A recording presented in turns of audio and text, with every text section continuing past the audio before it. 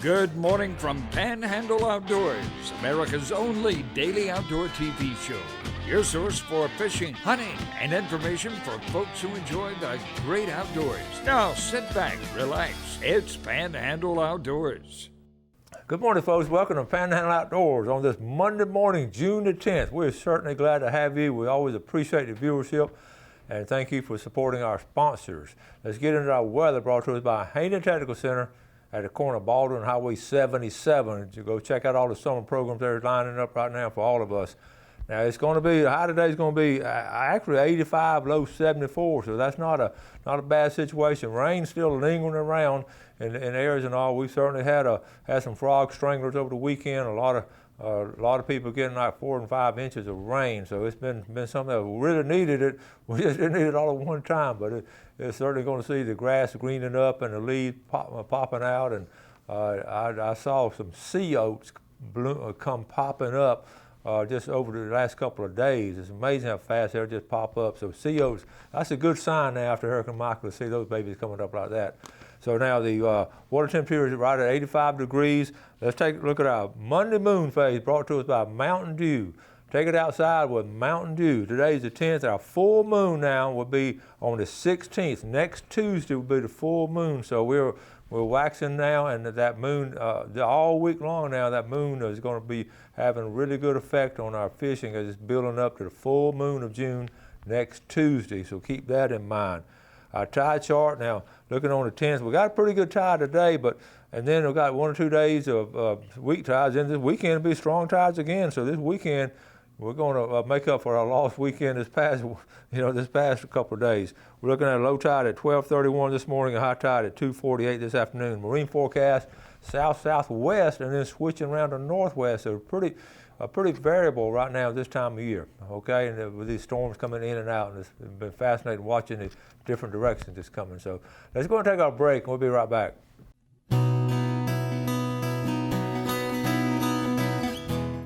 All right, welcome back. You want to know how people get excited about red snapper season opening up, and it's fascinating. I got this little clip, about 30-second clip of when the opening day over in Alabama, and I believe we can watch it now. Let's see. Here it is. Let's see, right here, Jeff. Let me blow it up. This is opening day over in Orange Beach, Alabama. All right, here we go. Let's see. Well, maybe we can't get it. I don't know what happened to it. Anyway, you can see there were a lot of people. We do have it. All right. Now, this is going out of the pass at Orange Beach. I want you to look at all of the boats. This is an exciting time. There's a condo there at Orange Beach. But look around. Is that not fascinating? There's a bridge going under. And there's some excited fishermen right there. A little choppy, but that's how it is. And that was on Devin Bragg got that video right there, but look at them. That's fascinating. So anyway, it's exciting times for everybody when the season opens. It was sort of like that shark video when the movie Jaws came out. They were going out to find a big shark. Everybody just took off. So anyways, that's some good video there. So now getting back, that's in Orange Beach, Alabama. That's our neighbors right next door. It's not that far from us. And I know folks I know some of the people that fish out of that area. They're serious fishermen. And they don't go out as far, and their reef system is made up of I've told you before, those old Army tanks from the military tanks and all. They just got them just stretched out like that. Fascinating system. All right, now let's get back here to Florida. The CCA, I went by and got my ruler. Now I've given y'all a couple of weeks now to go ahead and catch that tag redfish, but you got to go by West Marine. You got to get a ruler, and this is the ruler here. You can see. And what you got to do, you got to take, if you catch it, when I catch a tag redfish, well, in fact, I brought them right here. This is a replica. The actual tag will be right through here. You got to lay them on here, okay? Lay the redfish on the ruler, lay them on the ruler, and make sure you start at 0. And to take a picture of the tag, the redfish, and on the ruler. Then what you do, you cut the tag off, keep the tag, and you can release the redfish or you can keep it. There's not a law either way. But now, when you take the picture and all, you got to have an app on your phone, the CCA app, and then you report it through that app. So as simple as that. And so far now, I looked at a tally sheet. There hasn't been any redfish caught to my knowledge, and I might have caught one yesterday, but for the most part, there haven't been any caught. So what's cool about it, you can go online and check on all that stuff. So that's good too. Also, speaking of Florida stuff, the FWC, you saw last week, a couple of days ago, the shoal bass, which is that bass is just indigenous to Chipotle River. It's a neat little bass. They've put a cease and desist order on catching them. You can't catch and keep shoal bass anymore. The reason being the damages from their hurricane somehow has messed up the habitats and all, and they're really messed up there with the shoal bass as far as the bass themselves, just trying to find a place to sort of hang out and all. So they're having trouble finding them. The biologists are having trouble finding them, so they don't know what happened. So anyway, don't keep any shoal bass. And let's see what else. I want to make sure, the red snapper video on the Billy Archer Seminole wind trip we took last Saturday, was a week ago. We would normally show that video on, within a couple of days. And what happened, you may have never heard of this happening before, but our computer crashed, and our editing program is on the computer. And Gail spends a lot of time editing the video to the computer to the shop, and they said they had to run it 48 hours, antivirus and all that kind of stuff. And and we were going to buy a new one, but that didn't work out because they wouldn't accept our check. I guess they thought we were a bunch of crooks and all. But so anyway, we got the computer fixed, but we will have the video hopefully maybe by Wednesday morning. On the Wednesday morning show, we'll have that video. And that leads me to the next thing I want to talk to about along the same trip. It costs a couple $100 to go on a trip like that, but I want to urge you to go ahead and line you up some neat outdoor things. It don't have to be an offshore trip. You may want to go to the mountains with your family or something. Go ahead and line those things up. And don't worry about the cost of it. When I was younger and I had 2 kids growing up and on teacher salary, I couldn't afford to do a lot of things I wanted to do. As I got older, I realized, time's not slowing down for any of us. So, I go to Venice, Louisiana, and go tuna fishing. I went down to Boca Grande and caught a big old tarpon. And I go out with Billy Archer on a Seminole wind. And these are quality, this is a top of the line fishing trip. I'm going triple tail fishing in Apalachicola Bay with the best triple tail fishermen in the South. And these things right here, to me, money is not an issue on that because you're getting quality. I'd rather go with a quality captain and catch quality fish. You saw the picture on that. So I want to urge you, and same way in hunting. I don't spend that much money on these hunting trips and all, but if you do, you go up to Missouri and shoot you an elk, or out to Montana and shoot an elk, or if you want to finish that Grand Slam with a turkey and the Osceola and all the different species of turkeys, go ahead and do it. Time's flying by, folks, so I just want to urge you to, if a lot of y'all have that in the back of your mind about doing those kind of things, and go ahead and do it, all right? Let's take a break. We'll be right back.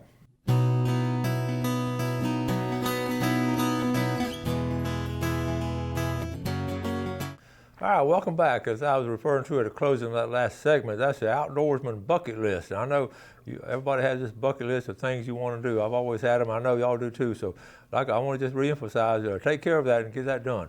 Now let's go up to, coming up in 2 weeks, we got the Golly Whopper tournament, and Jeff sent me the email from it.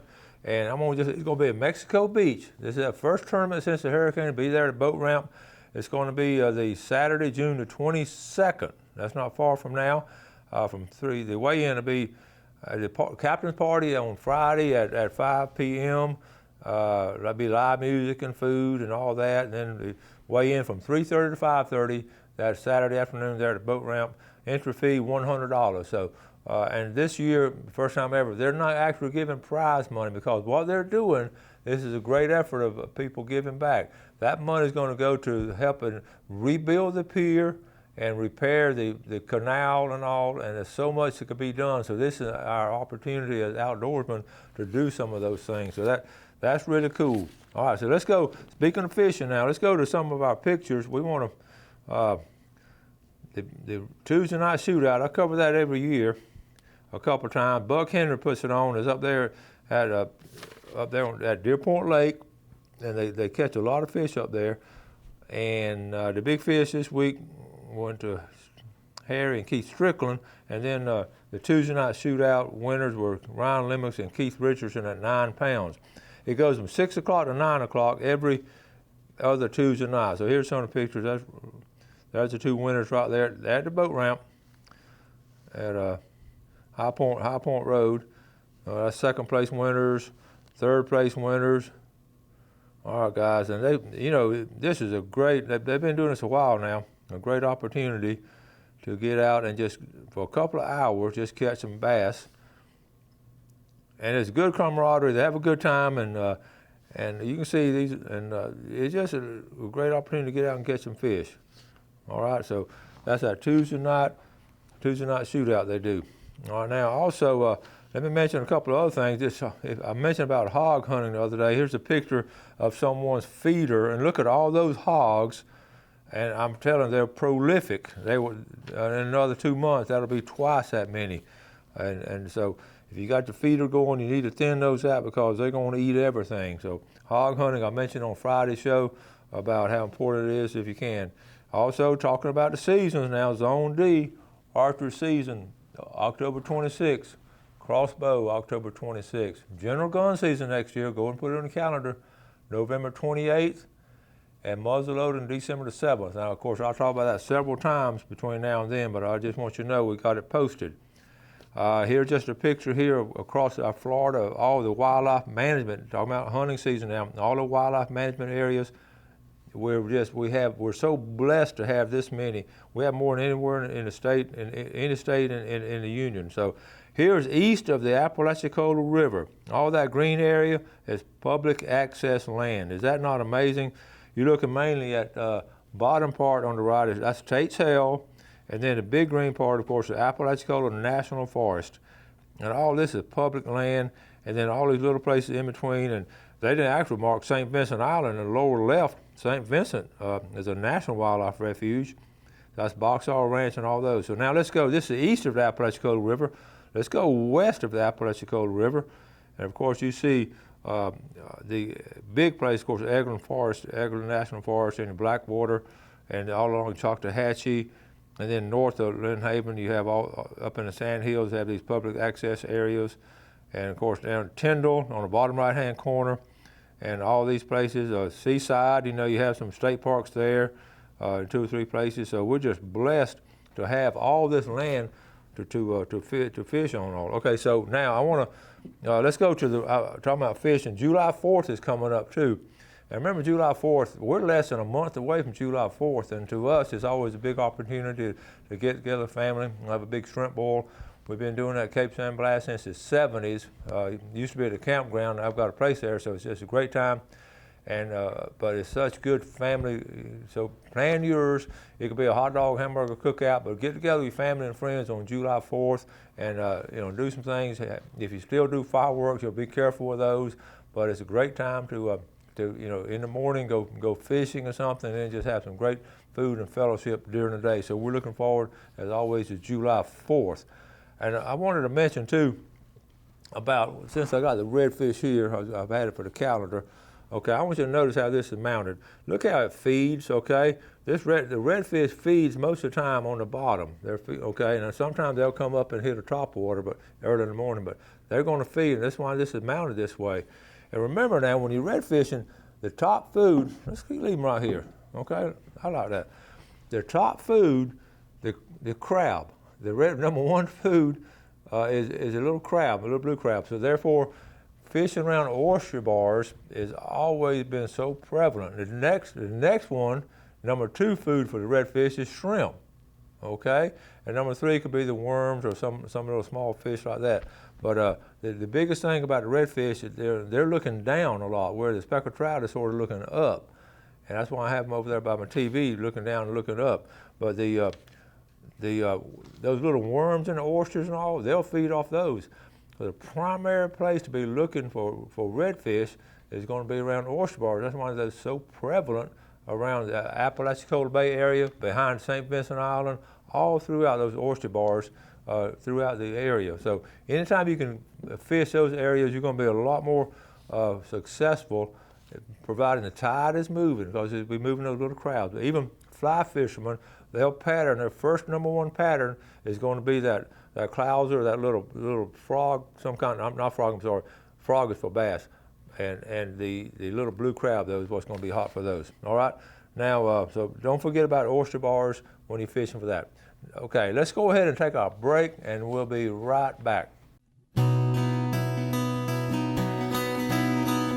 Okay, welcome back. I want to spend a Monday. I know on Friday a lot of times I'm sitting here, but there's just so much going on. We got an overload on fishing information because June is such an amazing month in the outdoors, and we talk about the red snapper offshore, but here on freshwater, you know, we got so much.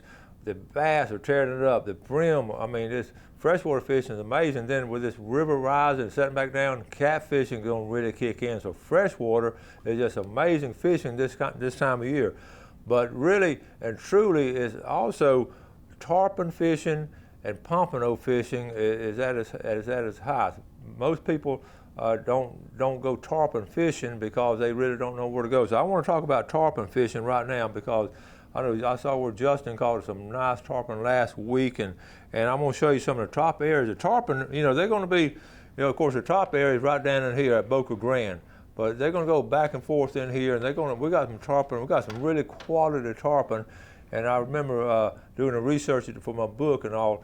The old timers will come out of Birmingham, Alabama, will come down here just to go tarpon fishing. I've talked about it before, and some of the top tarpon spots were in North Bay, and they would stay at the Lynn Haven Hotel, and the guys would take them. So, you know, people several years back, oh my goodness, we got tarpon here. We've had tarpon here forever, and it used to be a big guide business in the 30s, in the 20s and 30s, and on into the 50s. But now here's what I'm going to show you the top spots to go fishing for tarpon, and you can do it in your boat. Now, I'm going to tell you where the captains go. Okay, first of all, out of Carabel, out of Dog Island, they will fish this area right in here. I've seen them. Okay, St. George Island. The top spot around St. George Island, they're going to take their clients, they're going to come through the cut right here, and they're going to cruise through here, sight fishing for tarpon, right through here. Now, you're not going to see that much tarpon fishing, ironically, around this end here. Now, they're going to come out of the old pass here and tarpon fish right through here. But you don't see a lot back toward St. Vincent Island, okay?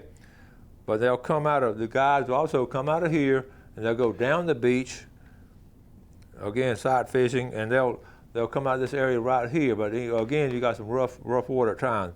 The really top spot is going to be the tip of the Cape, right in here. These guys will put in here at St. Joe, come out here and fish right through here. This is really a beautiful. It's a state park, so it's all natural right there. I can't overemphasize the beauty of this area and tarpon fishing right through here. And then just skip right across here into Crooked Island. The tarpon fishermen, they'll sit right here, and they'll be looking for tarpon coming right through here because they're coming across right in here. So it's excellent fishing there. And at times now, you know, I keep talking about, it's called St. Andrew Sound, but it's really Crooked Island Beach and all. And you can see, well, right here, Crooked Island Beach, and you can come in here, a little picnic area and all, and Davis Beach and all put in here. But this is excellent fishing for trout and redfish in here. And fortunately, it's still open and in pretty good shape. So let's continue with tarpon fishing. The Old Shell Island area, coming out of the pass, the whole Shell Island area, they'll cruise up and down here looking for tarpon. And then, of course, we've seen them out at the beach. It sort of gets crowded here and it gets spooky in here. So this was better through the state park area. And then our guides over at Destin, they really like the seaside area, okay, and down in here too.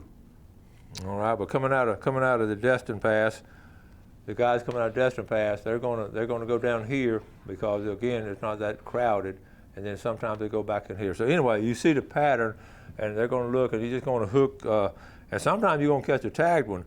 Now the same thing with a pompano this time of year. We are what's called a tail end of the spring run, but don't let that fool you because we're on the tail end of it. Their pompano going to stay here all summer long. I've got reports last week of the west end of the beach. They're still catching them on the west end of the beach. And what's fascinating is they're going to be here. You just got to get out early, I want to tell you again, to get out early before the crowds get in. You can fish this west end of the beach all down through here. There are all kind of public access areas. So, and then Mexico Beach, I can promise you that all summer long there's going to be pompano caught at Mexico Beach in different areas. Again, I keep going back to the old timers. I say the old timers. Scott Lynch and some of those early fishermen were some of the first people to come out here in a boat and fish for pompano, and this is the prime #1 spot for pompano fishing from a boat in the area.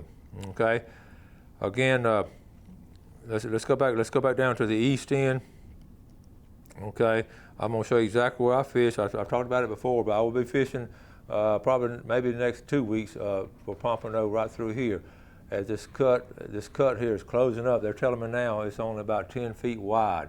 And I'm gonna give you more report on it. I've got a video to show you on it. So anyway, I just wanted to get up here and talk about June. I just can't overemphasize the importance of fishing in June. Again, the red snapper is prime offshore, and then we got the tarpon coming in here. We got the tarpon is a lot of fun to catch. That fish, and when he jumps up out of the water like that, one of the biggest thrills you will ever get in the outdoor world is when you have a tarpon coming out of the water like that. So.